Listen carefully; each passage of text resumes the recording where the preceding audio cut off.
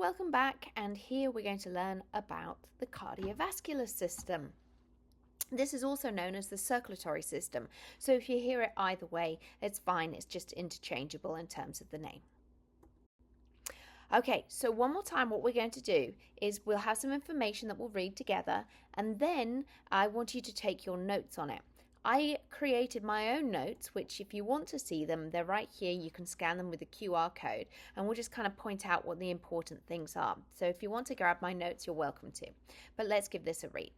The circulatory system is a network of organs and vessels that transports blood throughout the body. It's responsible for delivering oxygen, nutrients, and hormones to our cells and removing waste products. The heart, the muscular centerpiece of this system, acts as a tireless pump, ensuring blood keeps flowing continuously. So is there anything new that we didn't know? No. Let's just make sure that our notes are titled the circulatory system and dated, and off we keep going. The heart is the body's engine room, responsible for pumping life-sustaining blood via a 60,000-mile long or 97,000 kilometer long network of vessels. The organ works ceaselessly, beating 100,000 times a day, 40 million times a year, clocking up 3 billion heartbeats on an average lifetime. It keeps the body freshly supplied with oxygen and nutrients while clearing away harmful waste. Wow, look at those numbers. Absolutely insane. Crazy. Thank you, heart. Question time.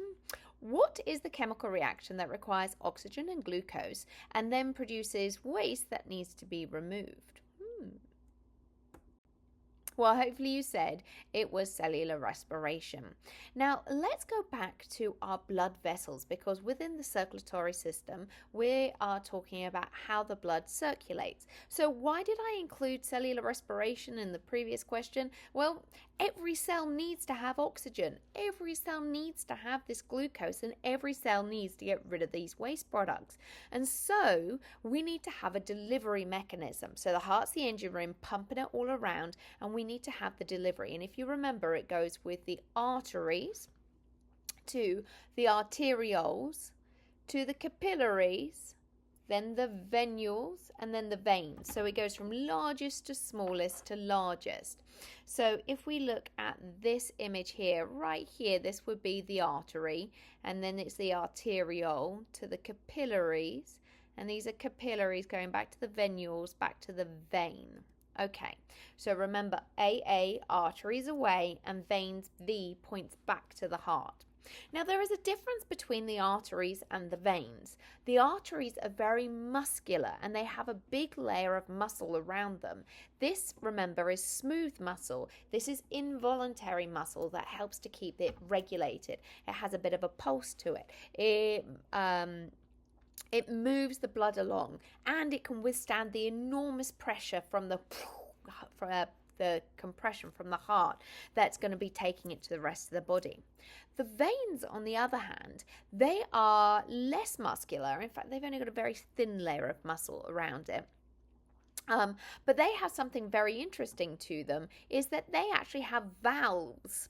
The valves are going to be there like almost rungs of a ladder, that as the blood go past, it prevents it from going back, and it keeps allowing it to climb up. Okay, so if you've ever had your blood drawn and they're like, oh, it hit a valve, you would know it because it hurts, and two, they can't press the needle further through the valve, so they'd have to re-stick you.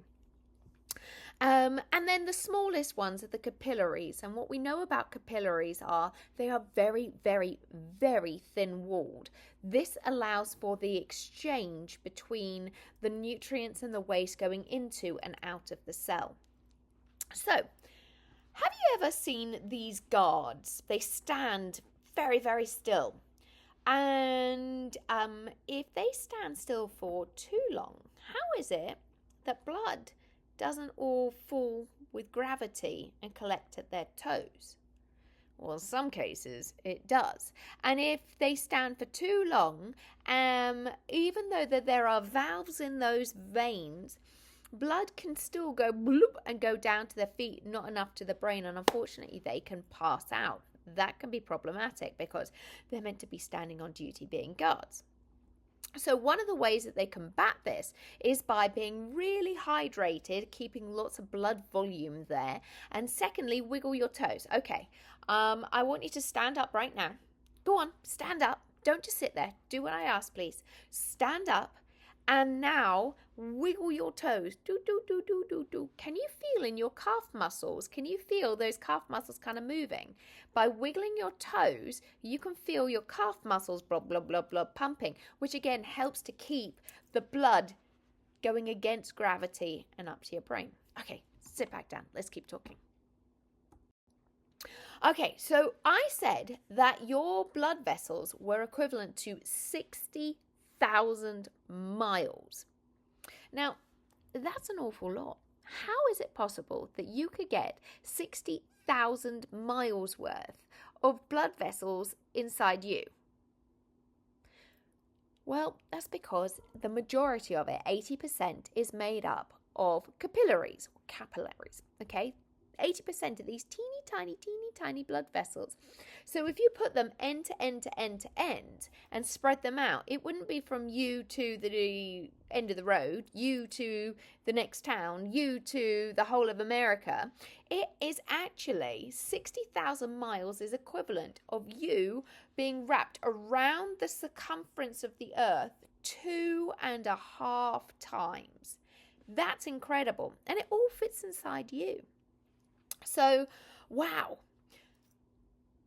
A little while ago, the body exhibit came to town and I was very lucky and I got to go and see it. And if you've never been or had the opportunity to see the body exhibit, well, next time it comes to town or you go to a town that has it, I highly recommend you go see it. Now, I had gone and I turned the corner and there was a body that literally took my breath away. And it was this one. It was absolutely stunning. Now, this is an actual human that has donated their body to medical science, and they have removed all of the other parts apart from the circulatory system, apart from the heart and all of the blood vessels. And it almost looks solid, right? Why? Because it's so densely packed into our body that we have these blood supplies. And look where it's really most dense. In the head, in the abdomen, the thighs, right? Why? Because we need to have a huge amount of blood in these regions. This is an arm. You can see where we have, it almost looks like it's solid. But if you look really closely and carefully, you can see it is just blood vessels. And the same thing here with this leg. Look how compact it is in the thigh. Why does the thigh have so much blood? Well, think about that muscle. It's huge. And all of that muscle must have an enormous blood supply in order to provide it with the oxygen and glucose so it can go through cellular respiration to get that energy, ATP, in order to pull, which is the action of that muscle. Whoa, pretty amazing really, isn't it? The fetal heart evolves through several different stages inside the womb, first resembling a fish heart, then a frog, which has 2 chambers, and then a snake's with 3, before finally adopting the 4-chambered structure of the human heart. Wow, pretty impressive. And those images down on the bottom left there, images of the 2 different types of hearts with a fish and a frog. Pretty cool. So question for you. Do you remember what it was called where we were studying a developing fetus to show evolutionary changes and adaptations? So, of course, you remember the term was embryology, right? That is the study of a developing embryo showing evidence of common ancestors, adaptations, and evolution. And we can see that as a whole organism, like we've previously discussed when we looked at that image in the bottom left corner. We could see how the human looks very, very much like a fish. We actually had gill slits and we had a tail in the beginning. But then as we evolve and develop through our our gestation, the time that the mother is pregnant, you can see how we now look very different from the beginning stages. So we can look at it as a whole organism, but we can also look at it as an individual organ. And this was the case here with the heart, going through all of the stages of evolution and common ancestral differences and originality. And we can see these changes and adaptations, because the end all is that our anatomy provides the most efficient functionality and physiology that is there. Remember, anatomy dictates physiology. Now, I want you to go ahead and clench your fist. That is approximately the size of your heart. Boom, boom, boom, boom, boom. It sits in the middle of the chest behind the breastbone. So go ahead, tap in the middle here. You can feel that there's a really solid bone, right? The sternum. And it is protected by the soft, squishy lungs either side. Okay, and the rib cage. It's not straight in the middle. It's slightly to the left-hand side. Okay, so a healthy heart, adult heart, is about 12 centimeters by 8 centimeters and weighs approximately 300 to 350 grams. Now, remember that we said anatomy dictates physiology. So the size of the heart is going to reflect the size of the body. So let's think about the organism that's got the largest heart. Can you guess what it is? It's a blue whale. Now, this blue whale heart is massive. It kind of rivals the size of a Volkswagen Beetle. It's huge. People can stand up inside it. They can crawl through the main blood vessels, the aorta. It weighs approximately the same mass as a cow. Huge. But then on the other side, we said ours was about the size of a fist. How about a baby, a preemie baby? They're teeny, teeny, tiny. Now, what's incredible is that there are cardiologists, remember the doctor that deals with hearts, that can work on these babies' hearts, preemie hearts. They can even work on and do surgery on these hearts before the baby is born. It's mind-blowing. I really don't know how they do it. I take my hat off to them. So they can actually do surgery on these babies while they're still in utero, inside the mother's uterus, and growing and developing. They can put keyhole surgery, so they do little probes that go through the mother's abdomen and through into the baby, and they can do teeny tiny little keyhole surgery on this baby's heart. Or as soon as the baby's born, they can do open heart surgery if need be. It's just absolutely amazing. Wow. Okay, so I've got a question for you. If my heart were to give out, knock on wood it doesn't, but if it was, could Shaquille O'Neal donate his heart to me? What do you think? Well, the answer is no. Why not? Because Shaquille O'Neal, I don't even know how big he is, but all I know is he is significantly bigger than me. And so his heart could not fit in my body, and my heart could not fit in his body because it would be too little. It would not be effective enough. So if I were to need a heart transplant, Shaquille O'Neal could not donate his heart to me, even if he wanted to, and he passed away in the right methodology that it could be done. So let's talk about heart transplants. Anybody know this person? Well, this person is very clever. His name is Christian Barnard, and he was the first person ever to have done a heart transplant he's from Cape Town in South Africa in 1967. Does that surprise you? Do you think that that is later or earlier than you would have imagined? Right? 1967 to now is how many years? Okay. So he was the first person to transplant a heart. And since then, approximately 4,000 hearts are transplanted every year in the US, give or take. Pretty amazing. But there are still so many people that are on a wait list for a heart that don't get them. Why not? Well, Unfortunately, the heart has to be transplanted to a person based upon size. So, for example, Shaquille O'Neal couldn't fit in my body because his heart would be too big for me. Same way as I couldn't get a small child's heart into me because it would be too small. Or vice versa, my heart wouldn't fit into Shaquille O'Neal.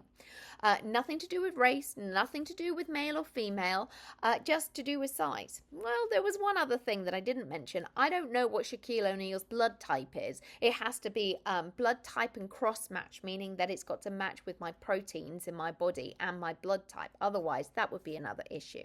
And the other thing is, it has to be within 4 to 6 hours of where I'm located. So if I was here and my perfect heart, so I'm here in Florida, and my perfect heart was in Alaska, could I get that heart to me? No, not in time. So unfortunately, it's based upon state, and then they go out of the state to about 4 to 6 hours, because once that heart has been removed from the body, it has to be implanted within 4 to 6 hours. Otherwise, that heart is no longer viable. So they've having to come up with other things because there are significantly more than 4,000 people on a wait list for a heart each year. So what can they do?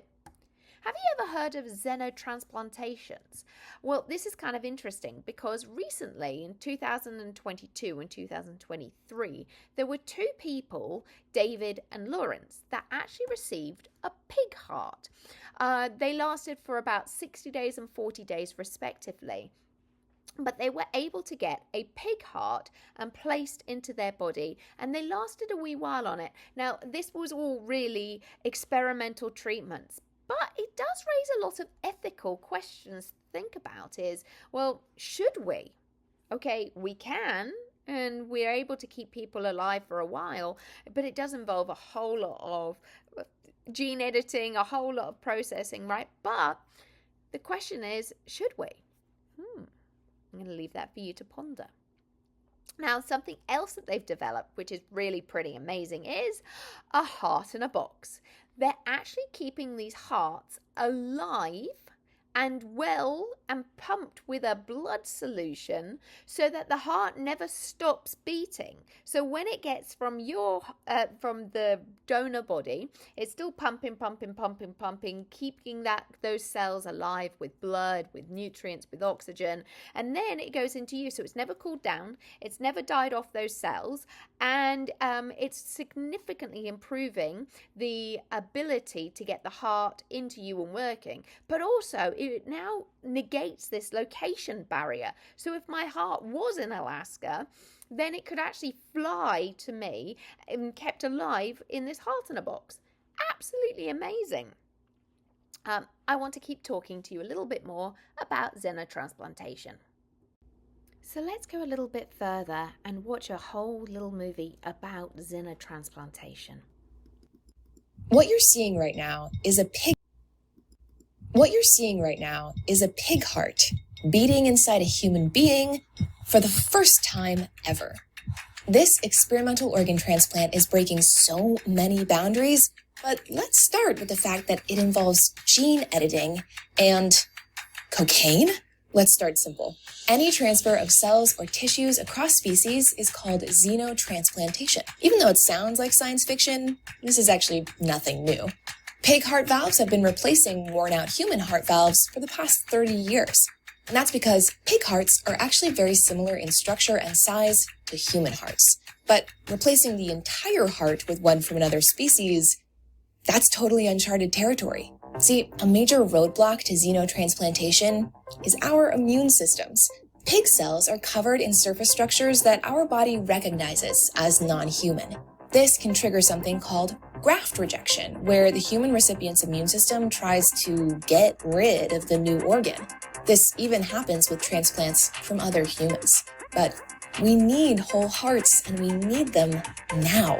Heart disease is the leading cause of death worldwide, and even in places that have enough resources to provide valve replacements or heart transplants, there just aren't enough organs to go around. Thousands of people in the US alone are on the waitlist for a new heart, and an average of 17 people on organ transplant waitlists die every day. That's because, until now, we've only had human hearts as our whole organ transplant option. Pig hearts fit the bill and could solve this problem, but what about that pesky immune response? The answer just might be genetic modification. The parent company behind Dolly the sheep, the world's first cloned animal, has also been working on rearing pigs genetically engineered just for organ transplant. In 2021, these pigs were used to successfully transplant kidneys into 2 legally brain-dead people whose bodies were being kept alive on ventilators. So, we moved on to hearts. Scientists used gene editing technology to make 10 major genetic modifications to these pigs, knocking out 3 pig genes behind those cell surface molecules that trigger the human immune response, removing a tissue proliferation gene to make sure the pig heart won't keep growing after it's inside the recipient, and inserting 6 human genes that will hopefully help with immune acceptance of the heart. There are also several other never-before-used techniques at play here. The doctors are giving the recipient an experimental drug to suppress his immune system, just for extra protection against graft rejection. They also used a brand new machine to pump fluid through the heart while it was awaiting transplant. And that fluid contained relatively standard cortisol and adrenaline, with a non-standard addition of cocaine. It's not clear exactly how or why, but cocaine seems to help keep the heart ready for transplant between pig and human. Getting approval to use this drug apparently caused a bit of a nightmare, but the team does think it helped. Now, with xenotransplantation, there is also a risk of transferring diseases across species. Like, there are lots of viruses lurking in pig genomes. The transplant scientists made precision alterations to remove these in the hopes of making disease transfer less likely, but this is a time will tell kind of deal. So, who would say yes to all of this? 57-year-old David Bennett was the recipient of this pig heart, and Bennett's terminal heart disease eventually made him too sick for any other option. It was this experimental pig heart surgery or death. The FDA also gave emergency approval for just this one procedure, making Bennett the only patient allowed to have this surgery. The scientists will keep testing the procedure in baboons, but they really want to get to clinical trials with even more humans. And, of course, this breakthrough raises all kinds of ethical questions. Farming hearts like this means a reliable supply of these organs could be available as soon as patients need them. But raising intelligent animals like pigs just to be slaughtered for organ donation has many animal rights activists in uproar. There's also the medical ethics of it all. Is it even ethical to offer a dangerous procedure with so many unknowns to people who are terminally ill and maybe desperate, essentially making them human guinea pigs? As of this writing in February 2022, Bennett appears to be doing well with no signs of rejection yet, and he's able to breathe and speak on his own. It is too early to say if the surgery will be a long-term success, but it is an exciting first step towards a solution to the world's organ shortage.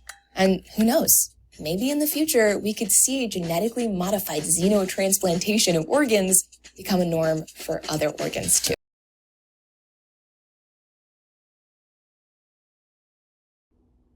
Sadly, David Bennett, the first recipient, died shortly after the making of this film, and they then went on to use all of the information that they'd learnt from this first recipient and were able to, within a short period of time, apply to the FDA for a second approval because they had learnt so much from the first transplantation, and they're now doing more and more, which is amazing. They're using the information they've learnt to apply it to future studies, future people, and not necessarily just heart or kidneys, which is amazing. But is it? I'll leave that ethical up to you. Okay, so let's keep going. So BPM stands for beats per minute. This is obviously talking about how many times your heart is contracting within a minute. The heart is made up of a special kind of muscle, cardiac muscle, that works involuntary. It is only found in this location, okay? So the heart is the only place that has it. We don't think about whether or not our heart is going to contract. The brain does it automatically, and it controls how much it beats. So it speeds up or slows down in response to the brain telling it how much it needs to exert the blood to travel around the body and make sure that the brain has all the nutrients and oxygen it needs, whilst maintaining all of the rest of the organs the amount that they need as well. Normally, the heart is going to contract 70 to 80 beats per minute, filling each of the 4 chambers of the heart. Now, that rate of 70 to 80 beats per minute is for a regular adult, right? But it changes based upon your age. So a newborn baby's heart rate can be much higher than that. Adolescents, 60 to 100 beats per minute. In a while, you're going to do a heart recovery rate lab. And I've been doing this over the years for hundreds and hundreds of students. And what I found is that the average for adolescents is actually about 50 to 70, somewhere in that range, much less than what's usual. Maybe it's just everybody's really happy in my class. I don't know. But it's usually significantly less than this 60 to 100 or 60 to 80 beats per minute. Okay, and maybe it's also because you're very, very athletic. So athletes' heart rate goes down even further. Long distance bicyclists, they actually have a very, very low beats per minute. They are bradycardic, slow heartbeat, not tachycardic, fast heartbeat. So a very slow heartbeat, bradycardic, meaning that their heart rate will be really, really slow because the muscle is really efficient at pumping the blood around the body. So it doesn't need to beat really rapidly. It beats slow, but with good force. And again, remember that we've got 3 different types of muscle. We've got skeletal muscle, which is found like our bicep, right? Or my face, being able to move my face muscles. We have smooth muscle. We just talked about that. It's inside our arteries. And we have cardiac muscle that is found only within the heart. And the muscles do one job, which is to pull. Okay, so the 4 cavities form 2 separate pumps on either side of the heart, which is divided down the middle by a septum. So you can see this is the ventricular septum here, and it divides the sides in half. So we got this blue side here. Blue is here representing deoxygenated. Now, I don't like using the word deoxygenated, but everybody uses deoxygenated. So I'll explain why. It's coming from the body, where the body has used up the majority of the oxygen. It doesn't mean that there is no oxygen. It just means it's lower in oxygen. And what's it higher in? Carbon dioxide, the waste product from cellular respiration. Okay, so let's go back to this reading here. So we're dividing the walls with this septum. The upper chambers on each side are called the atrium. So the atria is plural, atrium is singular. And then there's a valve that helps to prevent and separate the top chambers from the lower chambers, which are the ventricles.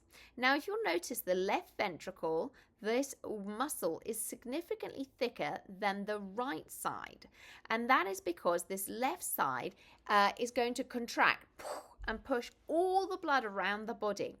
So when you pledge allegiance, okay, under the palm of your hand or your thumb pad, this is where you should feel your heartbeat. Go ahead, see if you can feel it. Boom, boom, boom, boom, boom, boom. And it is going to be more so on the left side here because of your heart beating stronger, right? So it's just slightly to the left of that midline, and the left side of the heart is going to beat harder because it's got to get blood all throughout the body. Okay? Question for you. Do you remember one other location we've discussed that has a septum? In fact, I believe I've told you 2. In addition to the heart septum. Hopefully you remember that the septum we saw in our nose or in the scrotum, and a septum divides a cavity in half. Now, do you remember that I told you that when a fetus develops, that you've got the sperm and the egg, and they fuse together to form a zygote, and then they grow and develop, and then they join in the middle. Some of us don't join properly in the middle, and I didn't join properly in the abdomen, all my guts fell out. Well, you can also get it where it doesn't join properly in the middle in the heart, and this is called a hole in the heart. And so this is going to allow for the mixture of oxygenated and deoxygenated blood to occur. So it could happen in the ventricle, or it can happen in the atria. And so you have this mixture of blood. And what they do is really clever. They used to have to do open heart surgery, but now what they're doing is they're going in through a catheter that goes threaded up through your arteries. And this is on babies. This is on little babies when they're really born, right? Newborn, and they're going to insert this incredible device. Isn't that cool? A septal occluder. Occlude means to block. And they're going to put it in, and they put it in either side of the hole, and it blocks it all up, and it prevents it from letting the blood through. And so now it blocks up the hole. Amazing. And it prevents the oxygenated from the less oxygenated from the body mixing. And so therefore, as the brain gets the oxygen, it's now not contaminated with the low oxygen blood. Pretty awesome.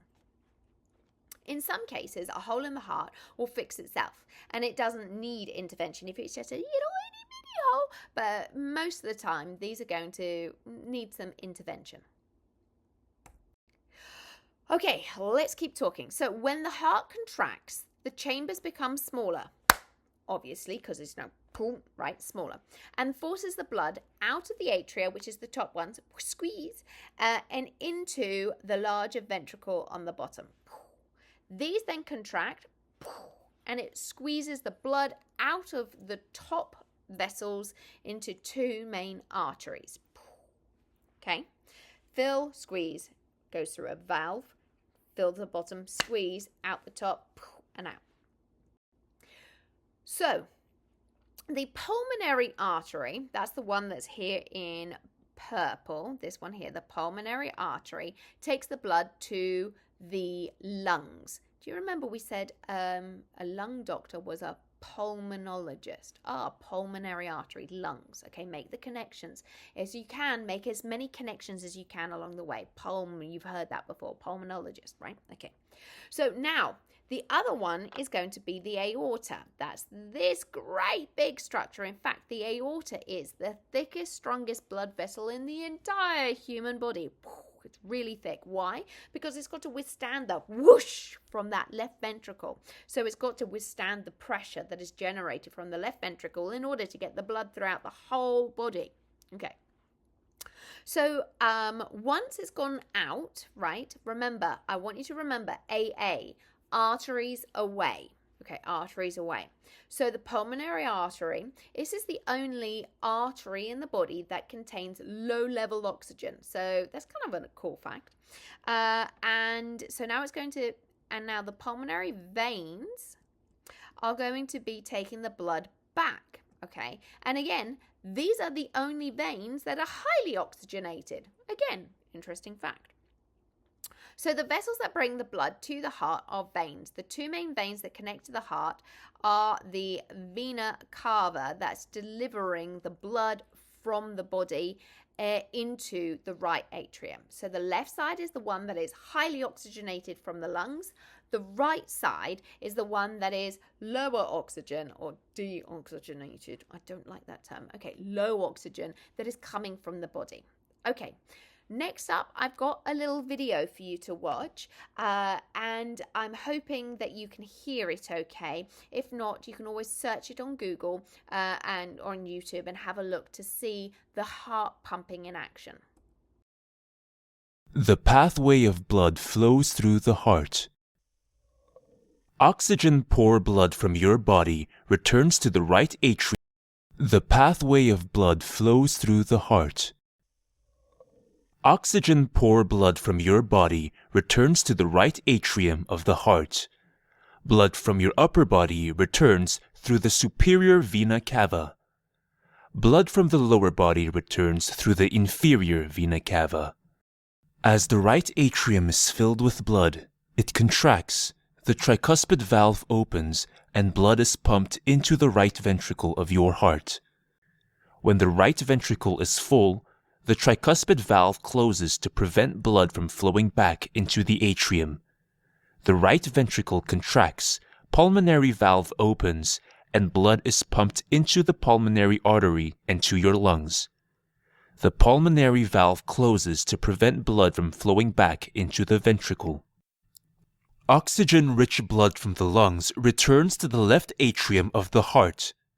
As the left atrium is filled with blood, it contracts, the mitral valve opens, and blood is pumped into the left ventricle of your heart. This occurs at the same time as the right atrium pumps blood into the right ventricle on the other side of the heart. As the left ventricle is full, the mitral valve closes, the aortic valve opens, the left ventricle contracts, and oxygen-rich blood is pumped into the aorta to reach all parts of your body. This happens at the same time as the right ventricle pumps blood into the pulmonary artery on the other side of the heart.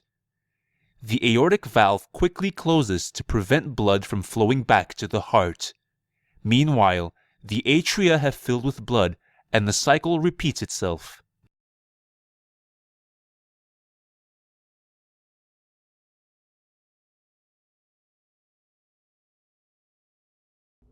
So the brain controls the heart rate. That's the important thing. So your brain, when it realizes that it's fighting for your legs, for energy, for oxygen, for nutrients, the brain is going to say, hey, I still want to maintain the level that I need. So, send some more up my way. So it's going to increase the speed at which the heart is going to contract to make sure that it never gets hungry and it maintains the level it needs to. So inside the heart there are two sections of nodes. These are collections of cells that generate an electrical current that are triggered by the brain. These are the sinoatrial node, which is located on the outer wall of the right atrium, and the atrioventricular node, which is located on the inside and the septum, on the wall of the septum. So these nodes are going to generate a signal that is going to say, hey, contract. So the brain sends a signal to the SA node, the SA goes, and it sends a signal to contract the myocardium, the muscle of that right atrium, that pushes the blood through that tricuspid valve and into the ventricle below.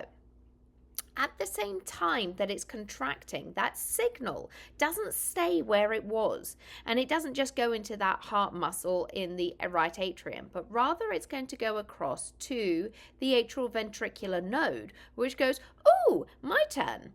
And it sends this electrical signal down the middle of the septum in the left and right bundle branches and up the, ready for this cool word, Purkinje fibers that go up the wall of the ventricle.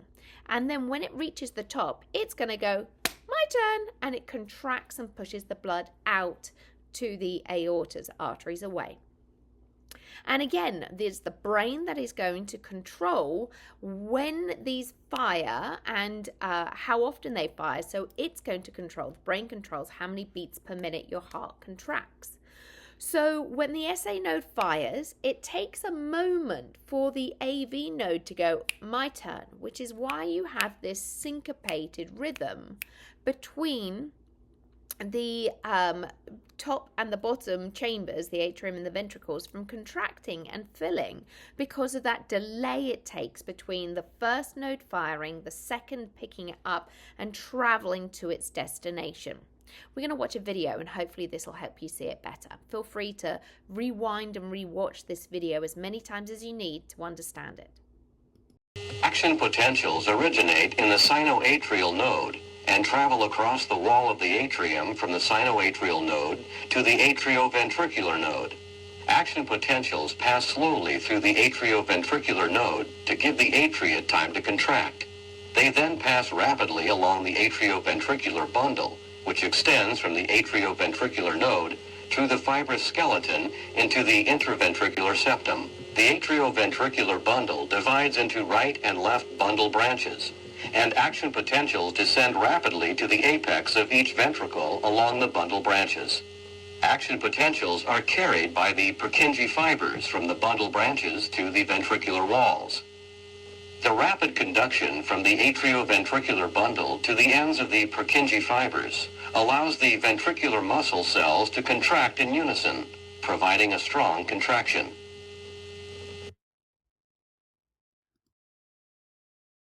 So the brain sends a signal to those nodes which control the contraction of the heart.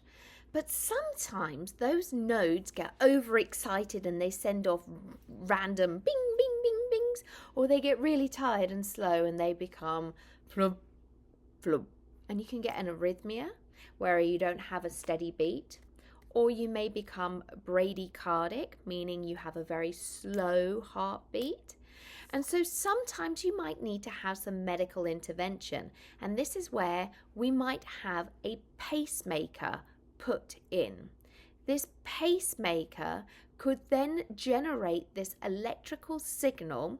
So this is a little battery that's placed underneath the skin, and the cords go into the heart and they stay there and they send this electrical signal, and it overrides or assists those nodes, the SA and the AV nodes, to make sure that you have a steady heartbeat and that it's the right speed. Now this battery and device can last about 10 years, and then after that they'll replace it and they'll put it on the other side, so that you have equal node distribution, or pacemaker and battery distribution. And so every 10 years or so, if need be, it can be switched from one side to another. And these pacemakers are incredible. They regulate your own heartbeat. And so the natural pacemaker of your heart are the SA and AV nodes, or you might have a medical one, which is placed just under the skin.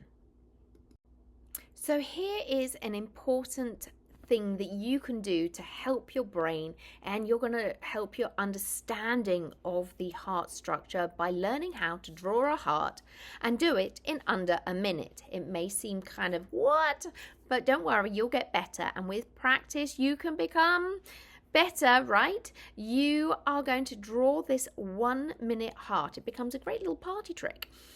Here's a little bit of bonus extra credit opportunity. If you are able to draw it in under a minute, have somebody record it of you doing this incredible feat, and then send me the video of you, making sure that I can see it's you in the video doing this. And I will give you some extra credit. You'll get more extra credit for the quicker you are, but don't forget, accuracy is important.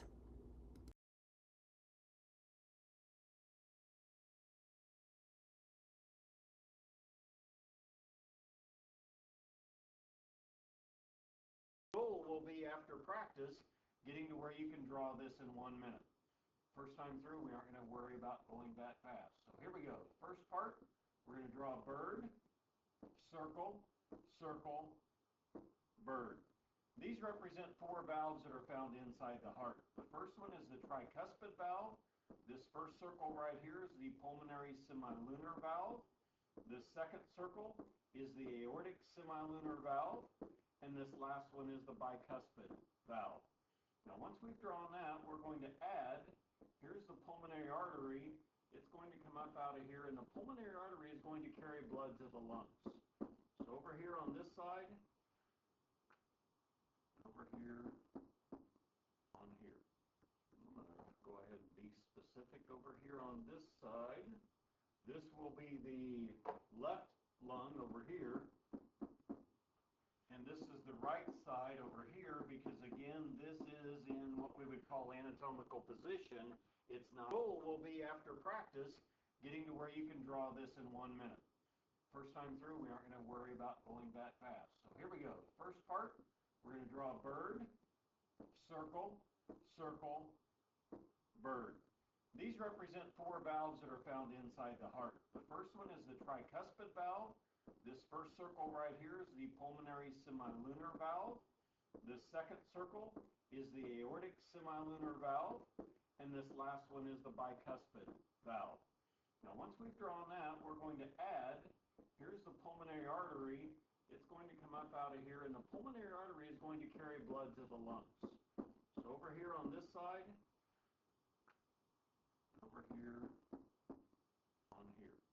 I'm going to go ahead and be specific over here on this side. This will be the left lung over here, and this is the right side over here, because again, this is in what we would call anatomical position. It's not as we're looking at it. This is as it's facing out at you. So this is our pulmonary artery here that again will carry blood to the lungs. Now we're going to close off the top of the heart. This side over here is the right atrium. This side over here then would be the left atrium, and now we will add the bottom of the heart, what we call the apex of the heart. Down through the middle is a wall of muscle, what's called the interventricular septum. So we're going to add IVS, the interventricular septum. It means the wall between the ventricles. Now we're going to add muscle on the outside. The left side over here is a little bit thicker than the right side because it has to exert more force. It's pumping throughout the entire body. So there's our left ventricle over here. Here's the right ventricle over there. And this is MC, the myocardium. Myo means muscle. So now we're going to add, here's a section. This is the largest artery in the body that we're drawing now. This is the aorta. So here's the aortic arch. We're going to have a section that goes behind the heart, comes out down here at the bottom. Now that's the descending aorta. Draining blood into the top of the heart is a structure called the SVC, the superior vena cava, and bringing blood up to the right atrium from the bottom, the IVC, the inferior vena cava. Now this blood that's gone to the lungs is going to come back through the pulmonary veins on each side, and there's two on each side. These two over here go behind the heart in order to get back to, I'm going to erase that a second. So these two on this side go behind the heart, and again, they'll come out over here on the left side in the left atrium. Now we're going to add the blood flowing through the heart. Blood that is on the right side, blood that's returning to the heart, is designated in blue. Okay, it means it's oxygen poor. It's carrying carbon dioxide that it's picked up in the body. That blood is going to go into the right atrium, through the tricuspid valve, into the right ventricle, and it will now go up into the pulmonary artery.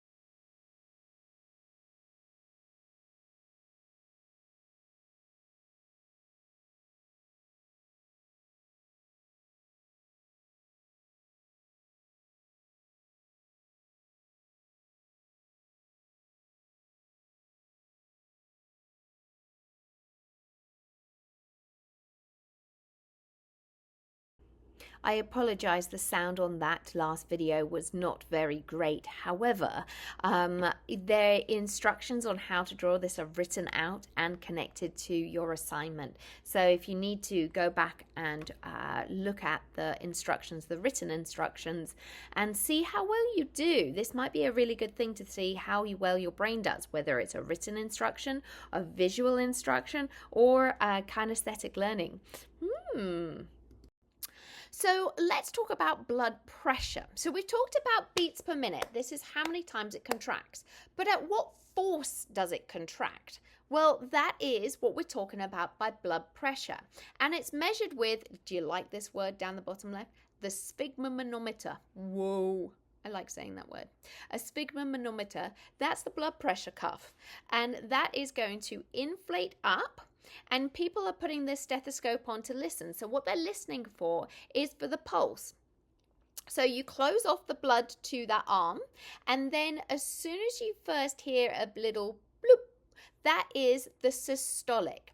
That is the pressure at which your heart is pushing with great force. That is the contraction of the heart and how much blood pressure is created, how much pressure in the blood vessels is created by the contracting of the heart, the systolic. Now, when the person that's taking your blood pressure, if they do it manually rather than just putting it on with the machine, they're listening and they hear it go bloop, bloop, bloop, bloop, and they don't hear it again.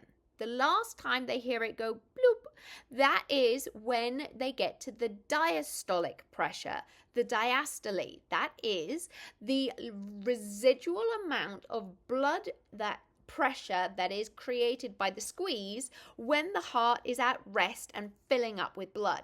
So, okay, I want you to imagine that you're standing in a bathtub that's got a little bit of water in, and oh my gosh, that water's really, really hot.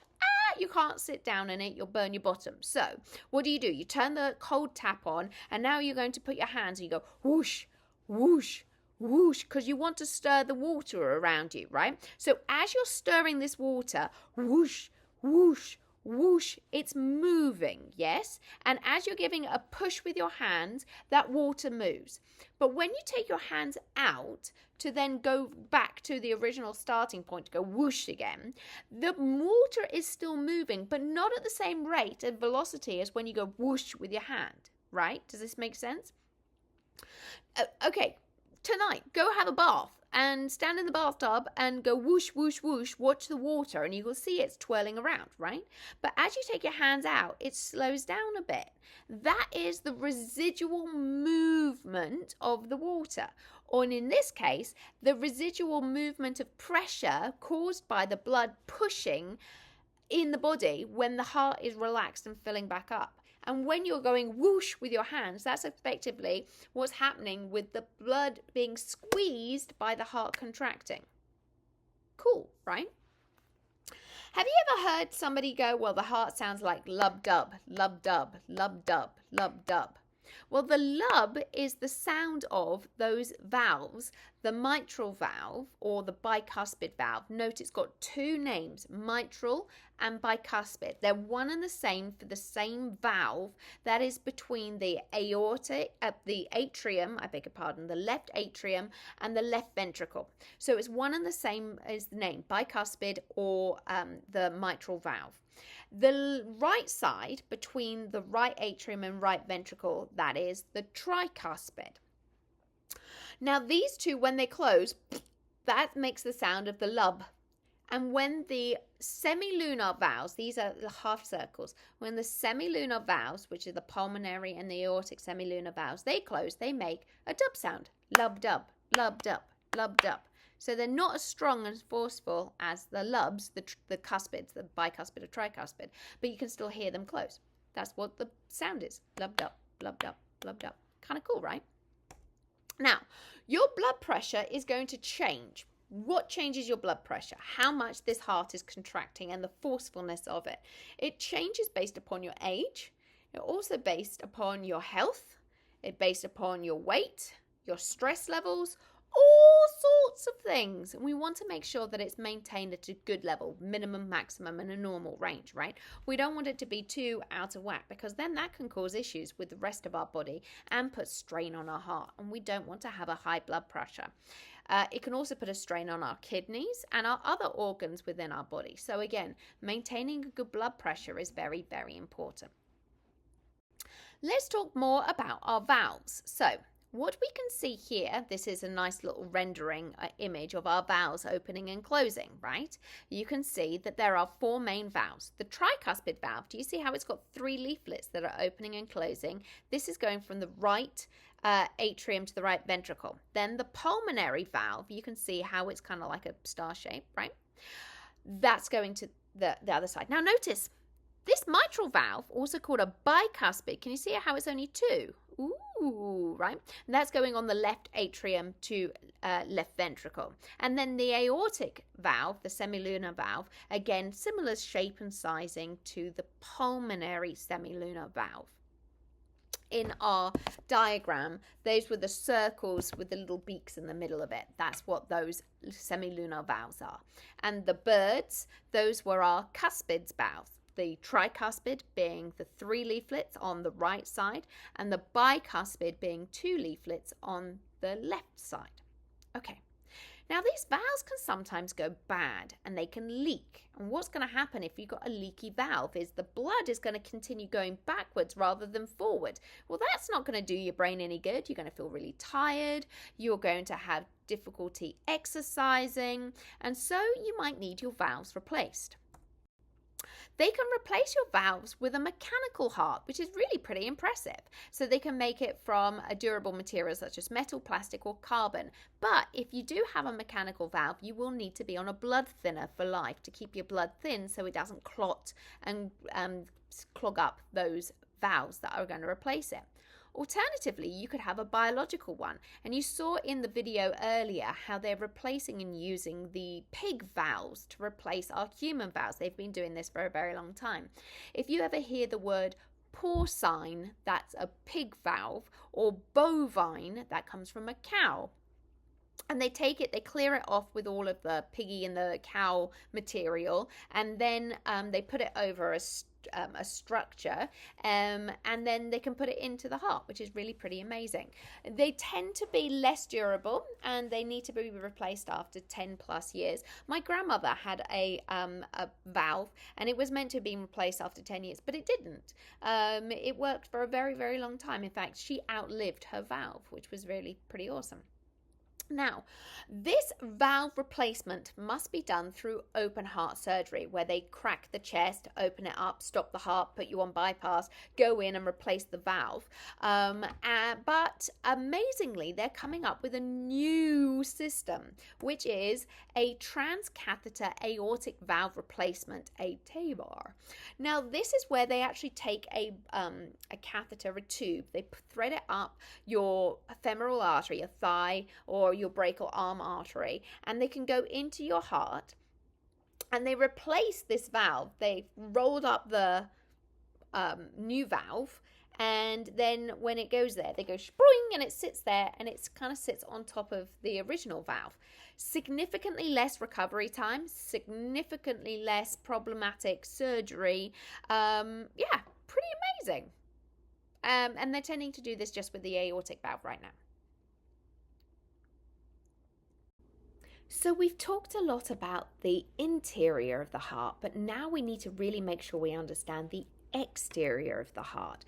So although the heart has a huge amount of blood that's going through it on a constant rate, the actual heart muscle, that's the myocardium, it doesn't get any of the nutrients really from inside. It always gets the nutrients from these coronary arteries, which wrap and enclose the outside of the heart. They stem off from the aortic arch, and they then feed the coronary arteries that wrap around the exterior of the heart to feed the heart muscle itself, the myocardium.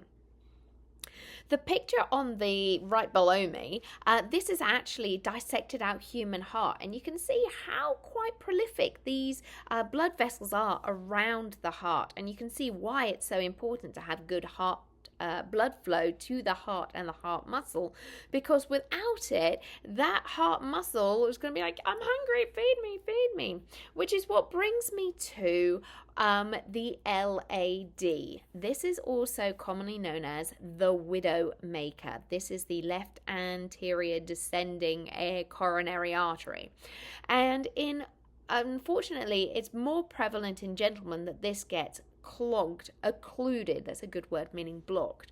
But if it does, then anywhere south or below where that blockage isn't going to get the nutrients it needs, and that heart muscle becomes weakened, or it dies off in total. And if that part of the heart doesn't pump anymore, you can imagine what's going to happen to the rest of the circulation within the body. It's going to be a big problem. So we need to make sure that the exterior of the heart and the heart itself is fed with oodles of blood and nutrients as it needs. So it gets all the oxygen it needs, it gets all the nutrients it needs, and all of the waste taken away. And that's what these coronary arteries do. We also need to give a lot of protection for the heart. So it's protected by our ribs, it's protected by those nice soft squishy lungs, and the bone there that's encasing it, but it's also protected by one of my favorite words, the pericardium. Now, I don't know why it's a favorite word, but it is. I just like saying pericardium. Or it's also known as the pericardial sac. And this provides some protection for the heart.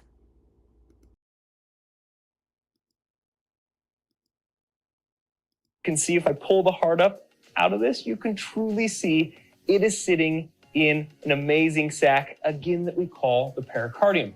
Now we need to talk about a couple of details that helps us understand the function of this pericardium. Now, one of the first things we need to address before we can fully understand and appreciate the pericardium or the pericardial sac is that this thing is actually two layers fused together.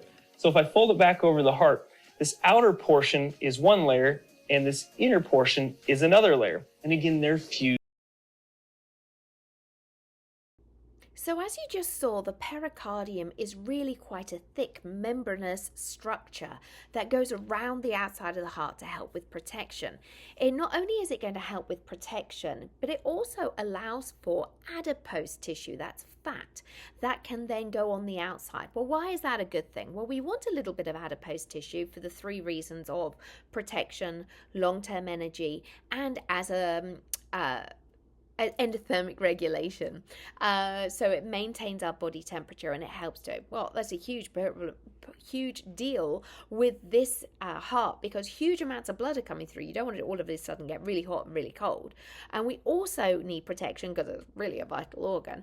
And the last one was long-term energy. Well, if we ran out of energy in our body, we would start to use up our adipose tissue. But if we use up all of our adipose tissue, then our body goes into survival mode and it starts to break down muscle. Well, what is that heart? Muscle. So we want to make sure that there's a level of protection there for it. But we don't want too much protection in terms of we don't want too much adipose tissue. So I want you to pretend, put your hand up like this, and I want you to pretend that your heart is beating. And now your other hand goes over the top, and it is now going to be the pericardium. You can see that it's sitting there, and you can see how the heart's beating away inside. But what happens if the pericardium gets too much fat on it? Now I want you to try and squeeze both hands. Can you feel how if you squeeze the pericardium that the heart is going to have a real difficult time in beating? Well, that's what happens when you have too much fat around your heart. It causes great strain on your heart. Well, what's going to happen if you've got great strain on your heart?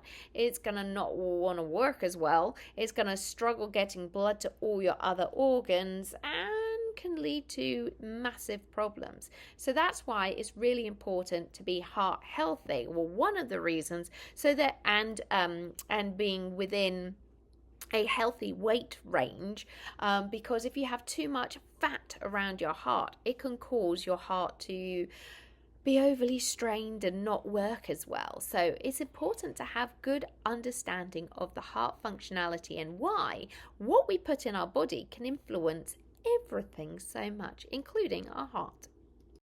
Speaking of heart health, let's talk about some diseases. Unfortunately, heart disease is definitely on the rise, particularly in industrialized countries, because mainly due to our diet and our lifestyle. High stress, alcohol, smoking, poorly eating, rushing food, fast food, high sodium, and stress, huge amounts of stress. It's become the leading cause of death for both men and women in the United States, claiming 700,000 lives a year, 29% of the annual total. That's kind of crazy.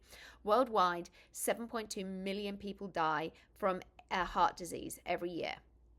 In the US, according to the American Heart Associations, for 2024, we're expecting it to be quite high. Nearly half of all American adults have some form of cardiovascular disease. That's insane. Heart disease causes roughly 1 in 5 deaths in the US. 1 in 5, 20% among American adults. That's crazy. And unfortunately, it's continuing to rise if we're not going to do anything about it, if we don't understand. So this is why it's so important for you guys to understand and why it's so important to keep our heart healthy. So let's keep going and I'll explain. Atherosclerosis. This is where you get a narrowed and hardening inside the arteries, those coronary arteries that are sitting around your heart. So let's see, you've got, I'm going to give you an analogy. Okay, so we've got a nice blood flow going. Imagine that you have got nice healthy coronary arteries, and that's like your blood is equivalent to driving on I-95 or a nice big turnpike highway, and you're going the speed limit and everyone's driving and you've got the music blaring and it's all nice and lovely and you're all traveling and it's all great and wonderful. And then you hit the part where there is atherosclerosis, or this hardened plaque that is now blocking, occluding. It's like all of a sudden, unfortunately, a semi has now gone and closed off all of the lanes. Well, 3 of the 4 lanes. This means that all your traffic is now going and now having to merge into this one lane. Nobody's happy, high stress levels, more likely for banging into each other, causing more issues and damage. It could be worse. There was a case where there is 50 lanes of traffic in China that merges down through a toll booth. Yeah, that kind of messes with my head. That's just way too many cars. Okay, so my analogy here, going along nice, but then all of a sudden, and you can see how that there would be a massive build-up of pressure before the blockage, and then afterwards, woohoo, free. But beforehand, you can see how there would be problems. Okay, now the rate of atherosclerosis and heart disease caused by this has been increasing over time. In the US, let's look at this blue line. It has, over time, the rate of heart disease has steadily increased. But let's look at Japan. Japan's line was steady. And then all of a sudden, bloop, it went sky high and has now had even more exponential growth and is now at the same rate and level as us in America. Any ideas why? Have a guess. Well, I'll tell you. Do you know what happened at that time spot right there? It was the progression of fast food into Japan. That's the arrival of McDonald's, Taco Bell, Taco Hell, Kentucky Fried Garbage, all of the fast food junk that infiltrated into the Japanese culture, and it's now been replacing what they normally eat with our westernized fast food. Ruh-roh. Can you see that there's a direct correlation to this being problematic? I do hope so. Okay. So let's look one more time. Your diet and your stress levels and what you're putting into your body are going to directly influence this process. But it's not all just that, because there could also be a genetic factor based upon your cholesterol levels. There are 2 types of cholesterols, LDL and HDL. The LDL is the lethal one, the HDL is the healthy one.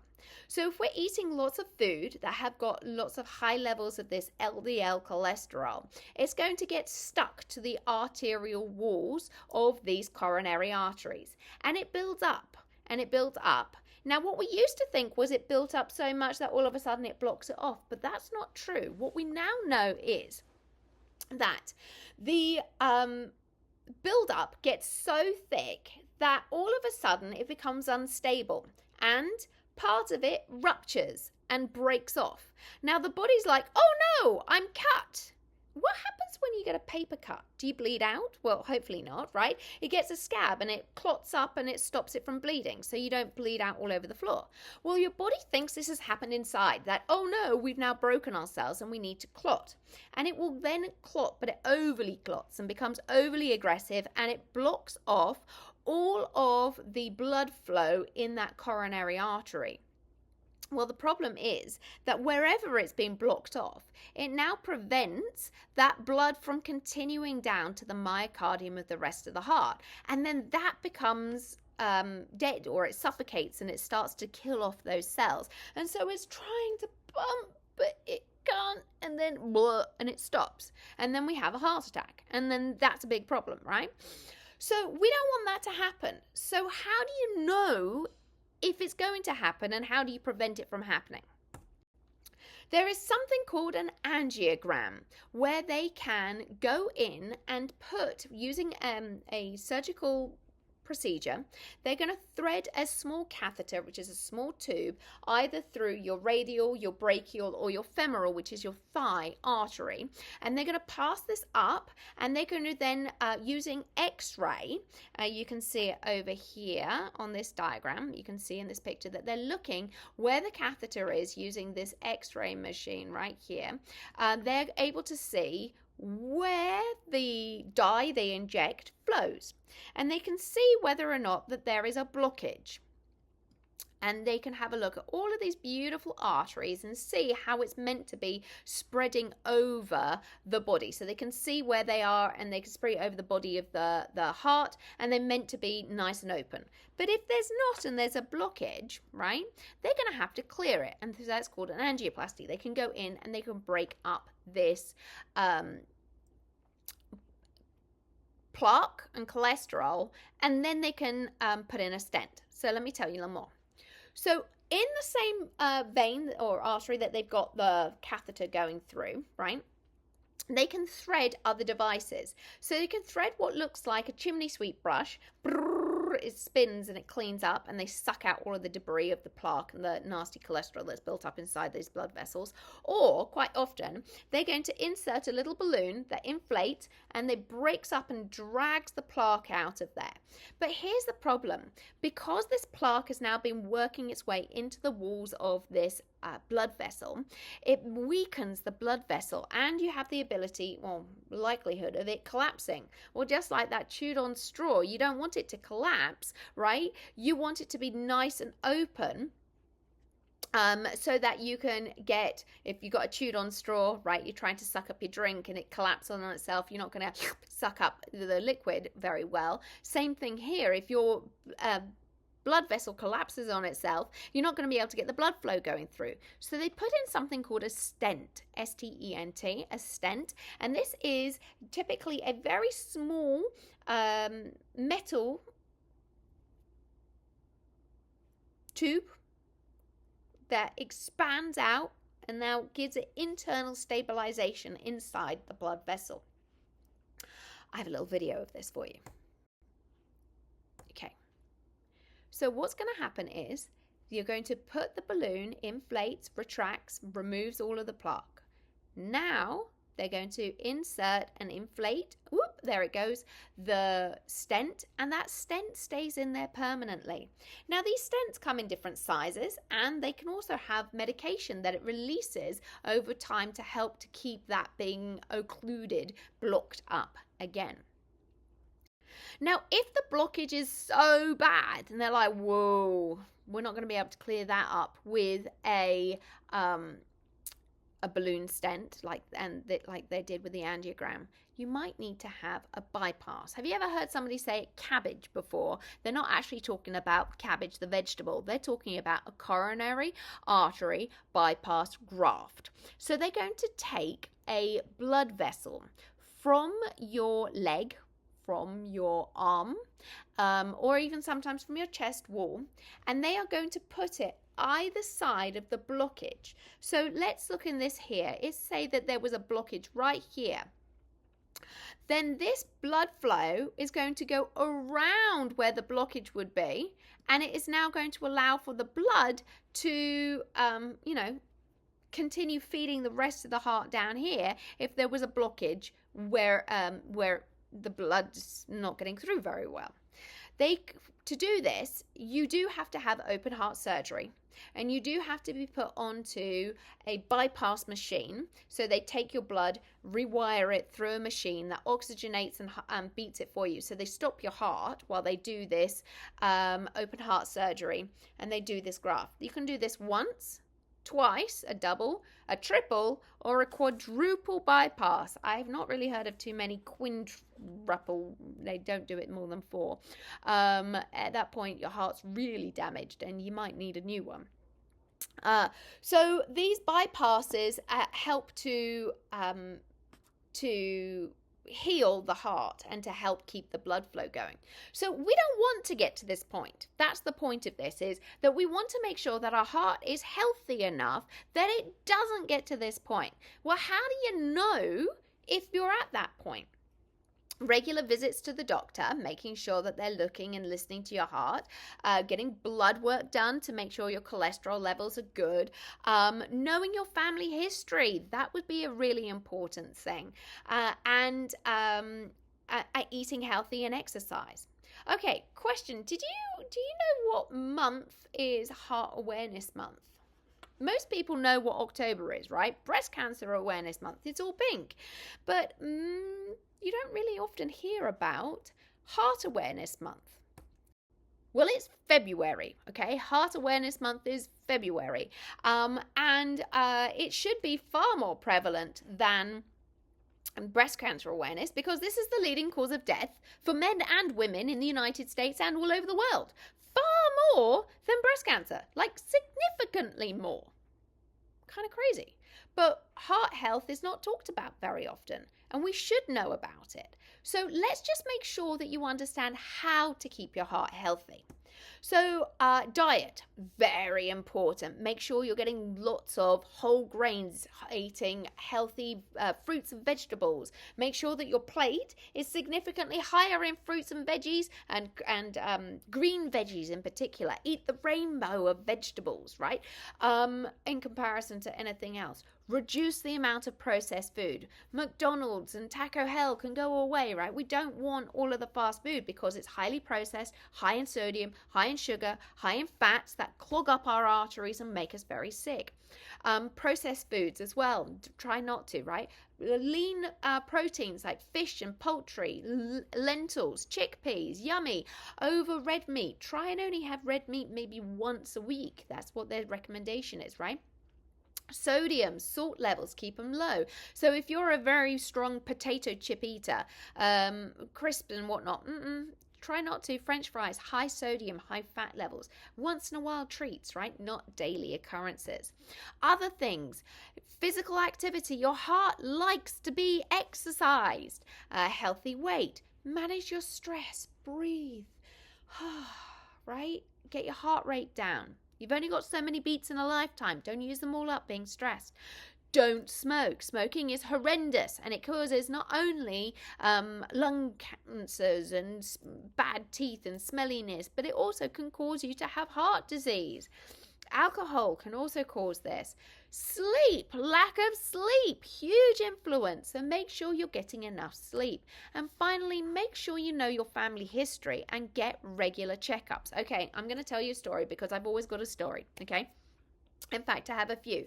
So there is a strong family history on my side of the family of heart disease. So my dad, my uncle, my grandmother, her brothers, her parents. You can see there's a really strong history, which means that every year when I go for my annual physical, I remind the doctor, hey, I have a really strong family history of heart disease. Can you please make sure that I'm still okay? I make sure that I exercise. I don't drink. I don't smoke.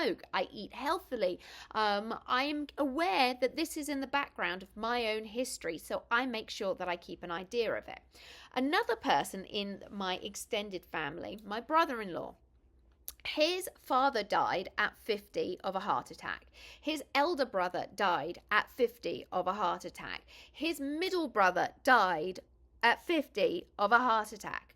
And right before his 50th birthday, as he was getting closer to it after his elder brother, the second brother, passed away, he was like, whoa, I'm not going to be the next one that goes. So he went and he had an angiogram to make sure that his blood vessels were A-OK. And they saw that one of them, the LAD, the left anterior descending coronary artery, was starting to become occluded. So they did the angioplasty, they cleaned it out, and they put a stent in, and he changed his lifestyle and he started exercising, and he is now 65. Hooray, right? He's past the curse.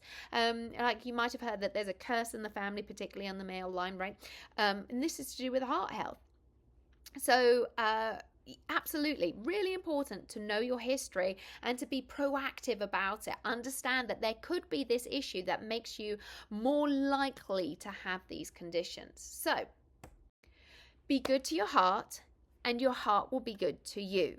Really important. Now, some of the information I got came from this watchlearnlive.heart.org, and I thought it was really cool. So I put the link here should you wish to explore it further. Okay, be good to your heart. Really important, because basically your heart's running the rest of your body. Without your heart, you're not going to work. Ooh, quick question. What was the name of the metal scaffolding that is placed inside the coronary artery after an angiogram and angioplasty to keep the artery open? Hopefully you said it was a stent. Okay, next up, here we go. You are going to do a lab where you are going to learn the importance of your heart regulating up and regulating down. Really important on a daily basis. So enjoy that. And then you're going to do a heart dissection. Well, I'm going to do the heart dissection, and you're going to watch and take some good notes on it and do some lovely, beautiful drawings. And then you're going to build a clay heart, and it's going to be a fabulous time of learning. Don't forget, you can also do your 1-minute drawing heart. So draw it to learn it, to know it, and you won't forget it. And it's a great little party trick. Okay. If you've been with me so far and you're feeling great, whoop, whoop, I'm proud of you. You've got this. You're doing superbly well. And I think that you can keep going. Great job. All right. High five. Boop. You're doing great. Well done.